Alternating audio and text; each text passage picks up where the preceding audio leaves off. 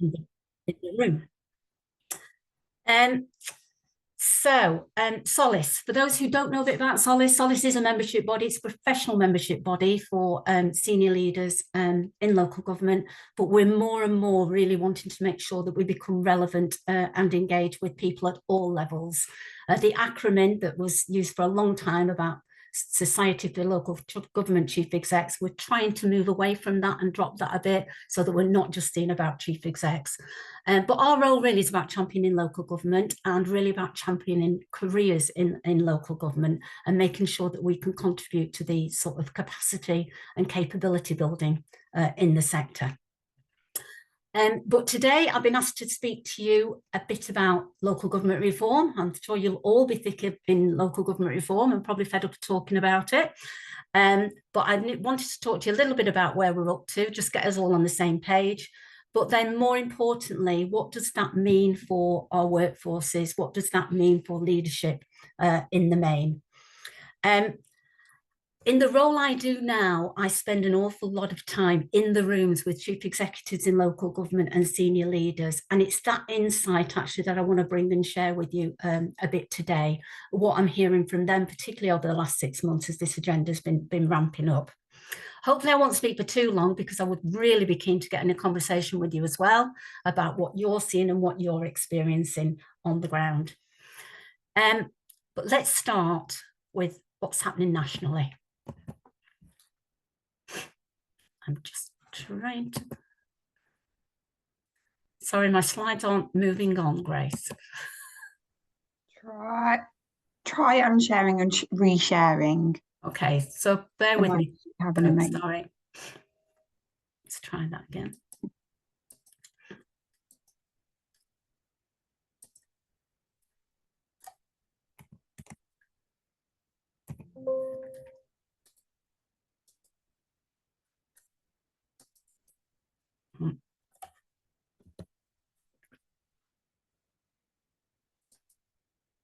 Apologies for this, people. You can see technology is not my... Let's try again.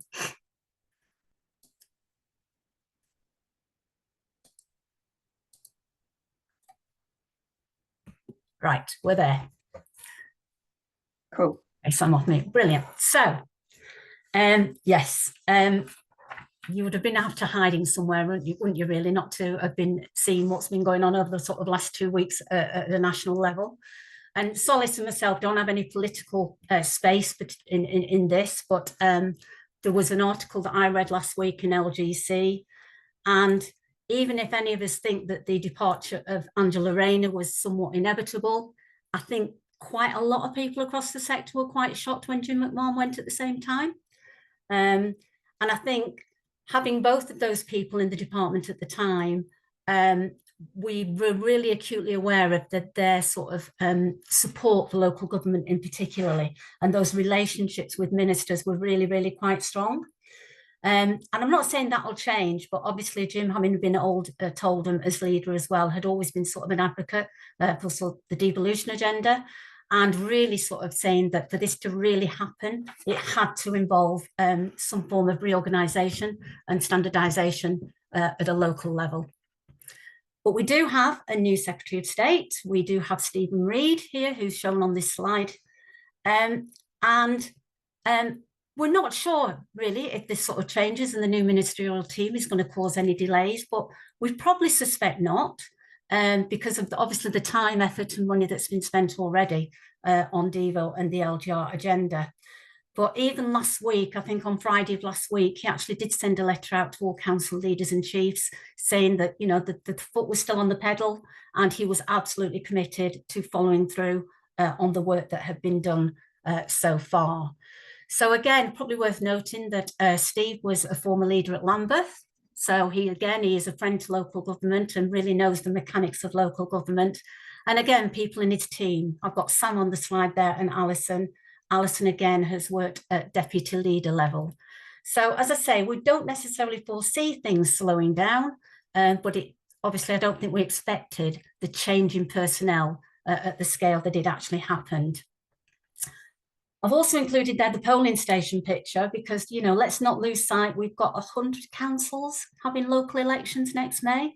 So, you know, again, people are sort of head down, thinking about how we prepare for those elections, and particularly what that is going to deliver to us on recent trends in what the elections this year have actually shown us as well. So it's sort of, you know, keep your eye on the ball here. Let's see what happens. But it's really business as usual, as far as we know it. So where are we at the moment? Well, again, you lot will be all in the thick of this, just as we are. I mean, Solace isn't, but our members are most definitely. But for a while, it was sometimes some of our members say, what's the difference between LGR and devolution? Are they one and the same thing? And I think it's usually useful for us just to remember that, you know, local government reform is about how we structure local government, what our organisations are going to look like, what the landscape is going to look like. Whereas devolution running at the same time is about how we shift the power from Whitehall to local communities and how we really look at that place agenda.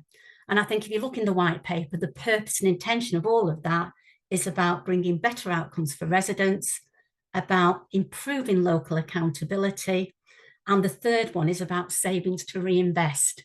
And I think, you know, you'll all be aware as well, and there's quite a lot written about the cost of doing this and when those savings might actually manifest themselves. So as a reminder, back in February, Jim at the time, who was the minister, wrote out to all the councils, asking them to, all two-tier areas, asking them to put forward their proposals for reorganisation as part of the bill. Those were all submitted in March 2025, and people were then invited to put forward further proposals, which are due in imminently. At that time as well, it was identified that there would be some priority areas for the devolution programme. And those devolution priority areas, again, I'm sure you'll be aware of these, but let's just name them out there. We have Cumbria, we have Cheshire and Warrington, we have Norfolk and Suffolk, we have Greater Essex, we have Sussex and Brighton, and we have Hampshire and the Solent. So those are the areas that have sort of been saying, let's get ahead of the game and let's start to think what reorganisation in those places looks like, but also more importantly, what devolution looks like in those areas. So if we look at the timetable, as I said, I just said those were invited back earlier in the year. Those devolution priority areas actually are due to submit their final proposals next Friday. So people are head down, really working on the final bits of those, and I'm sure that many of you may be involved in some of that as well. Those will then go to consultation with decisions announced on what structures from the government will come out in March 2026. The intention then being that those in the devolution priority programme will have mayoral elections in 2026 to start to establish those combined authority mayors. The exception being that after an ask of government, both Cumbria and Cheshire have now devolved those into 2027. The other two-tier areas will all submit their final proposals in November of this year. And then the intention is that elections to these new authorities will take place in 2027, with them coming into being in 2028. So that means we are going to have a period of 11 months where we're going to have dual organisations running in parallel with each other. And again, I don't need to tell you guys about the complexities that that's going to cause as well, not only to officers, but to members as well. So if we move on to sort of what does that mean for us in the workforce challenges, there's a lot going on, but as we know, as soon as local government reorganises itself, it's not just about the systems, is it? It's about the people in all of this. It reshapes people's lives completely and can bring an awful lot of angst alongside it, with also a lot of excitement and energy and motivation. But you know, there's going to be a lot of work to be done ahead of vesting day to get all this lined up. there's a national workforce group been established, and I know PPMA are part of that with Solace and with a lot of other agencies, including SIPA, including ADAS, including ADCS, including DCN, etc., and a lot of the agencies around. So this has actually been established to really look at how we can support the sector as a whole through this change and through this transition. But there's also a subgroup in there specifically looking at workforce. And it just so happens that Graham McDonald, Solace's MD, actually chairs that subgroup. And again, I suspect some of you on the call might be involved in that or part of that work. I sit on another group which is also looking at career pathways for local government, but there's multiple subgroups going on at the moment to look at how we can sort of support the sector through these changes. But that particular subgroup, as I said, is looking at the workforce and particularly looking at the costs. You know, what is this going to cost to individual authorities, but to the sector, particularly in any potential redundancies that may come about and enhanced pay packages, but also how do we create that capacity and make sure we've got that capacity, be it through interim roles or short-term roles, consultancy support, etc. It's also looking at terms and conditions about, you know, how do we need to bring into place new pay structures? What about equal pay implications? And, you know, there's going to be a huge task to do, isn't there, in making sure that all the staff have got up-to-date job descriptions, paying conditions, etc. So, you know, there's a lot of work going on there. But the other challenges we're facing are around staff retention, and let's not let all the expertise bleed from the sector. I'm certainly hearing, and I don't know about you, about people already considering the future. Some people saying we're not ready to go through all this again. You know what I mean? Let's think about what alternatives career paths we might have. So I just think we need to be really mindful to that and really think about how we retain and motivate that expertise that we need to keep. We've also got to be conscious, haven't we, about some of the sort of scarce roles and how we're going to fill those. If we create all these new unitary authorities, where are all the new DCSs going to come from? Where are all the DASs going to come from? Where are all those new statutory roles going to come from? We already know those are really hard positions to fill. We've also got the impact on structure, on organisational culture, and that's again something that this workforce group are looking at. You know, as we approach vesting day, all those pressures on those statutory roles and those IT functions, finance functions, in making sure organisations are safe and legal, but also business as usual to deliver. So again, it's where does that all come from? How do we put all those pieces of the jigsaw together and also not lose sight of our commitment to inclusion and making sure that when we set these new organisations up, we have really got an eye on that inclusion and diversity that we've really tried to sort of make some inroads in over recent times. So what does that mean for leaders? Excuse me a minute.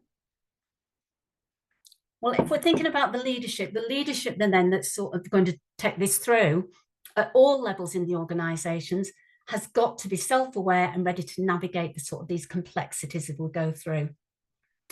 And from the conversations I'm having, particularly with local authority chief execs, they're really feeling in that space of having to keep the show on the road, keep the motivation, keep everything going.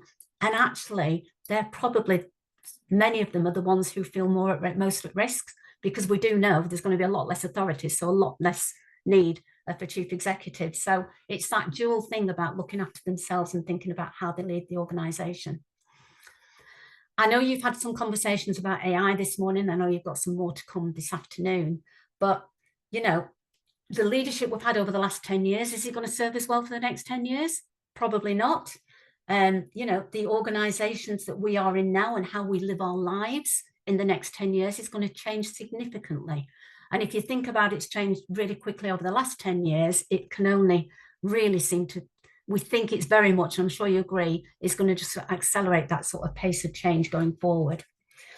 So we do need to make sure that our leaders and people in those roles taking us through this, our senior responsible officers, our implementation teams, have really got those skill sets to think about organisational design in the round, how we engage with communities, how we keep ahead of the legislation.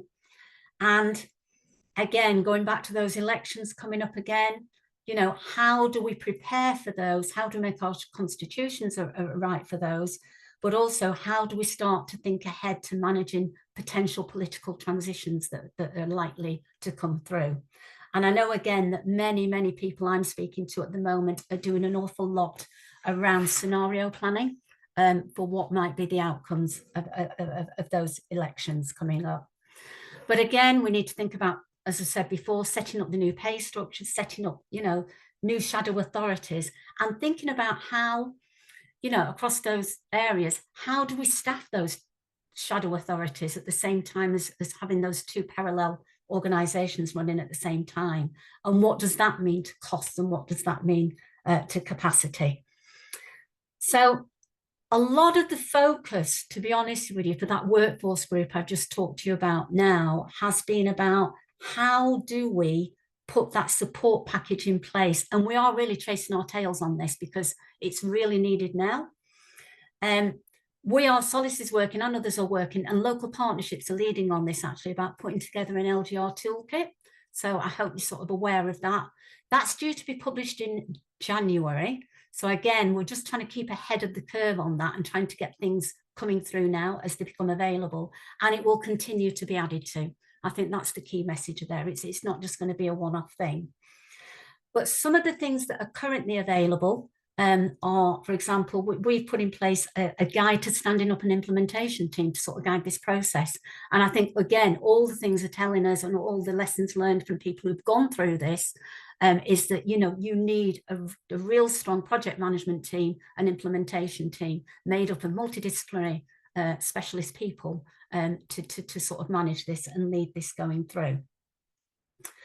There's also a number of events going on at the moment as well, and planned for, particularly they're sort of hosted at the moment on the LGA website, but I am acutely aware that there's a workforce one coming up in October, on the 23rd of October, that I think Solace, PPMA and LGA specifically are looking to lead on. So what we're trying to do in that space as well is make sure that we're bringing speakers in and people who can share the pain, the scars, the wounds, but also the excitement, who have been through LGR and what they can bring to that.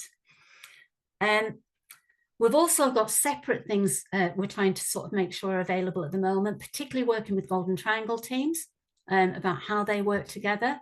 So we've got some events coming up before Christmas and in the new year. So again, we'll make sure that you keep sight on those and are aware of those. They will be on our website, will be on LGA website. But again, you're a really key partner of us, and we'll make sure that we put them through the PPMA sites as well. And there's also a new resilience offer.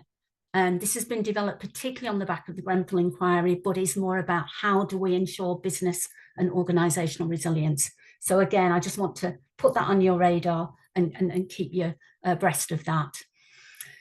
Some of the other areas that we've been really active in at the moment is around getting services ready for any new structures. So thinking about service redesigns, but, you know, not waiting for this to happen. Let's start to get our services into shape now and our structures ready for when we start to make those transitions over. There's been a bit of support for bids, but I'll be honest with you, it tends to be the bigger consultancies are doing that work on the bid stuff. But very much about plugging gaps, being critical friends, having coaching and mentoring available, and particularly, as I said, to those in those senior roles who are feeling particularly vulnerable while they're trying to make sure that we are keeping the workforce on track with this. We see in the future that potentially the demand's going to be much more around filling those gaps, and again, so even naturally contributing to putting those implementation teams together. But in all of that, as well as thinking about here and now, one of the reasons we've got into the situation we are on now is because we just haven't had the pipeline of talent coming through. There's been a huge void in development and supporting talent coming through. So, you know, through all of this, let's not take our eye off the ball on that. We're currently doing a piece of work. Kim Wright, Chief Executive Brent, who's our leadership lead, and Robin, who's our president, Robin Tootenham from Calderdale. We had a meeting earlier this week, again, to bring together different agencies to sort of say, what's the landscape out there at the moment? Let's not duplicate, let's pool our resources. How do we really make sure that we have a clear landscape and a clear offer of support to make sure that we don't lose sight of developing the talent, but also supporting those in role as well. I think what is clear to everybody in this space is that there continues to be and has been a real lack of investment in capacity development, in learning and development, in leadership development. And we're really sort of playing hard at the moment with MHCLG and through the LGA to say, how can we sort of start to readdress that, particularly compared to other parts of the public sector. In the short term, we're asking for some more support for transitional, to go through these transitions, but also really keeping an eye on that sort of pipeline and talent as well. But on this slide, I just really wanted to sort of highlight a couple of pictures there, that a couple of projects that were started over the last 12 months, which we're really, really proud to have got PPMA awards for. Was the Local First initiative about how we attract more people into the sector, and also our programme for those from ethnic and minoritized backgrounds called Amplify, which it's always been about how we develop those more inclusive organisations.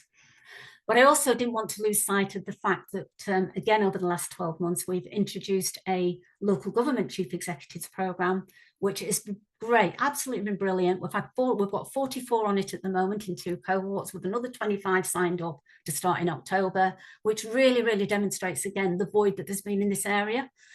If we get the pipeline of talent right, then, I'm really hoping that in 3-5 years' time, we're not going to need that Chief Exec's Foundation programme, because we'll have been doing that development with people on the way through.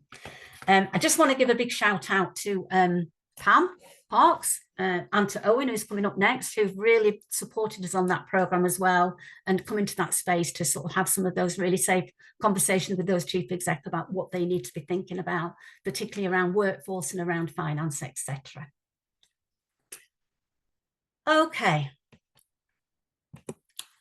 So, leaning into this transition, and this is just really some of the sort of key messages I wanted to sort of leave you with, is, we do need to make sure that we've got really sort of comprehensive and thorough workforce strategies in place here, and that these are clearly communicated across the workforce. And we do know that one size doesn't fit all, so we need to know that those need to speak to our local places, etc. Choppy waters there, it's going to be difficult to navigate, so we've got to make sure that we are navigating that well. And again, some of the lessons that we're hearing coming through is we can't do everything at once. So let's think hard about what we need to prioritise before vesting days and what we need to think about after vesting days, because we try to do everything at the same time. It's just going to potentially fall over, and individuals are going to fall over as well. What I've also included in this slide, in that left-hand corner, is the Bridges transition model, which I always think is a useful model to go back to, and we use quite often. And again, it's about encouraging our leaders, encouraging our OD people to, not lose sight, that when change happens, it can actually be quite a slow and extensive period. And people sometimes lose sight of the importance of the letting go. So, it has 3 stages in there: the letting go bit, the neutral zone, and the new beginning. And really, it's about what should we be doing as leaders in each of those spaces. And I think in that ending, it's helping people, recognizing that people sometimes really struggle and have some really emotional responses to letting go of things. And we just need to acknowledge that and give them space to do that. And then when they move into that neutral zone, it's more about, there's still that ambiguity, there's still that uncertainty. It's like, what's this going to be for me? It's this disorientation. And it's about giving them a clear vision, giving them some clear direction, giving them answers, and keeping those communication channels open. And then as they move into that new beginning, it's about, quite often that's characterized by high energy, some renewed commitment. And again, it's channeling that and harnessing that and making sure that we give the necessary support, the training, the development, etc., to help people really, really sort of fly in those new organisations and in those places. And then in the middle there, I sort of just put the analogy from Ron Highsmith's about the balcony and the dance floor that some of you will be aware of. And, you know, it's important for leaders to operate in both spaces, not stay in one or the other. But quite often, again, this is what I'm hearing, and particularly at times like this, they're on the dance floor all the time, in the thick of it, doing the doing. And there needs to be time to step out of that and just step on that balcony and start to look at the bigger picture. And I say that for any of us in a leadership role, challenge ourselves where we spend our time and make sure we do that, get that balance right, and do a bit of both. And then finally, what I would say to you is, you know, put your own oxygen mask on first. Yeah. You know, pay attention to yourselves, look after yourselves and think about that. You know, if you're going to be in a position to really guide your organizations through this change and guide your people through those change. So I'm going to leave it there. But I would be really, really keen to sort of any thoughts, any reflections, and you know, what's your experiences? What are you seeing? What should we be doing more of in that space? Can't see any hands up, but there's a lot of people, so can't see. I mean, I can start. Thank you, Trudy. Oh, Steve's got his hand up. Steve, go for it. Rescue you there, Nicola. Rescue me. I was going to Absolutely. start. No, Trudy, I think everything you've said sort of resonates. What strikes me actually, effectively all the issues or points or potential not problems, but all the points that you've made, to me, they almost provide a perfect checklist in terms of, okay, these are all the things that need to be tackled and dealt with. But we all know, and I think there's always I think there's more than enough knowledge and skill out there to sort of handle the issues, but it's all about capacity, isn't it? Exactly. And trying to allow that capacity, and that's what you've alluded to, and it's creating that sort of space and that capacity to allow, if you like, the shadow organisations or the stand-up part of the organisations to make sure that they fly. And too often as well, we know from experience, lots of energy and maybe potentially support is given to setting something up, but a lot of the work actually happens after it's actually been set up. A lot of energy goes into setting up something brand new and starting it off, but actually most of the work happens once you've initially started it, and therefore I just think it's important to try and emphasize that, because too often we do change and think that the beginning is and people get on with it themselves, but actually you need a lot more support, continuation of support after that. So I think you've identified all the stand-up issues, but it's the continuation and making sure that those are done well once the new organisations are formed. No, absolutely agree, Steve. Absolutely agree. And like you say, you're going to have people with their head down, sort of focusing on vesting day. But as you say, we just can't take an eye off the longer picture here and be ready to go and be ready to start well. So no, completely agree with you. I think I will just add to what Steve was saying, in terms of, I think something we've been discussing as part of the Greater Essex, because we are one of the priority programs. So, and we've obviously had lots of people come along and share, because I think that's really important. You know, we don't have to reinvent the wheel, and there's people that have been through it, and there's lessons we can learn. But one thing that kind of resonated with me with one of the people that we spoke to was people before process. And it's kind of stuck with me that, you know, if you kind of take the people with you, and it will obviously make things a little bit easier. You know, change is always a challenge anyway. And I think you know, articulated that well, Trudy, in terms of that model around, you know, how people will grieve. They will grieve the old organisation. And I think, you know, colleagues that are on the call that have been with me with the Brentwood and Rochford partnership will resonate with that, you know. So I think it's just remembering that those things will happen, and how we can support people sort of to transition, but not lose sight of the big tickets, like, you know, pay. I think Yes. that's going to be one of the big challenges we're going to find in as we kind of start to work out what the new councils will look like. And certainly something I think Graham's been picking up in the subgroup actually is those sorts of things. So I think it's, as you say, being more mindful of what is to come is really important, and that it doesn't happen overnight, because I think that's what a lot of people have also been telling us. There's this, even after vesting day, it takes years, so Absolutely. a long way to go. Yeah, and I know Northants are in that position still, aren't they? You know what I mean? I'm sort of in not daily, but regular contact with West and Northampton. They're still the culture piece. We're still working on the culture 3 years on. Yeah, as you start to sort of join the organisations together. And I think the other thing that I didn't maybe is, let's not forget our members in this as well. There's going to be a huge change for them, isn't there? And depending, like you say, what the outcomes of elections are, induction program, you know what I mean, with the high likely of getting more and more less experienced counsellors who how it works. So it's also thinking about those induction programs. So and how we support our members, 100%. I think Frank's just said in the chat, the biggest lesson from doing this before, similar but not the same, was do sweat the small stuff. We can unstuck by lanyards and email addresses. So I think another important point to make. Absolutely. I can't see any other hands up, but if anyone else has got anything to add, then please do add anything. It's a really valuable conversation, although we may be all LGR'd out.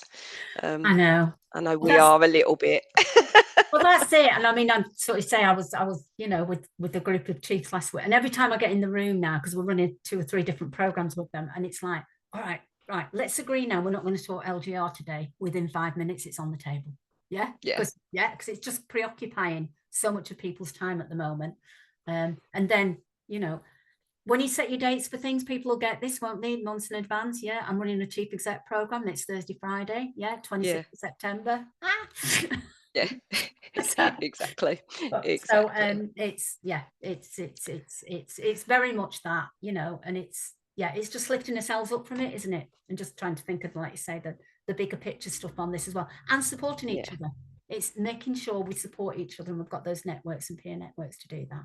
And 100%. And I think that's what, certainly in Greater Essex, we are definitely doing. We're leaning on each other and sharing. And so, and I think that, we identify that as really an important part. And, I think you say as well, put our own oxygen masks on, because although, we are going to be a big part of this, we are also going to be impacted as employees as well. And I think it's really important to remember that, sometimes, I think we can forget that in our profession. So, and I know you tuned into the LGR, the toolkit stuff that's coming through, what I mean, through the workforce group, but just keep an eye on some of that stuff coming through, and also feed into what needs to be developed in that stuff coming through those groups or any other channels. Through those channels, definitely. So, keep them going. I think we've got a couple of workforce events coming up, actually, I think. We have, but I know of the one of the 23rd of October. So, encourage people to come along. It'll be a really good session. So, I think, and again, Cheryl's sort of saying keep staff motivated. It is a massive challenge, but it is important, isn't it? Manjit says, thanks for a great session. There will be people who decide they want to exit. We know this, and it's about helping them do that well. At the same time. But not disengaging. Exactly, not disengaging. Remember the rest of the workforce. I always say this, remember the survivors. Exactly. So don't ignore the survivors in this. Well, thank you so much for your time, Trudy. And I think, as Steve's rightly mentioning, I'm sure it'll be sort of a hot topic when we sort of go to the conference in April, and we will keep the conversation going, and we know obviously how important it is for members to kind of keep this going. So again, thank you, Trudy. It was a I think Sandra great said at the session. beginning, didn't she? Stronger together. Let's collaborate on this stuff. Definitely we are. So I think what I will be doing is handing over to Gordon.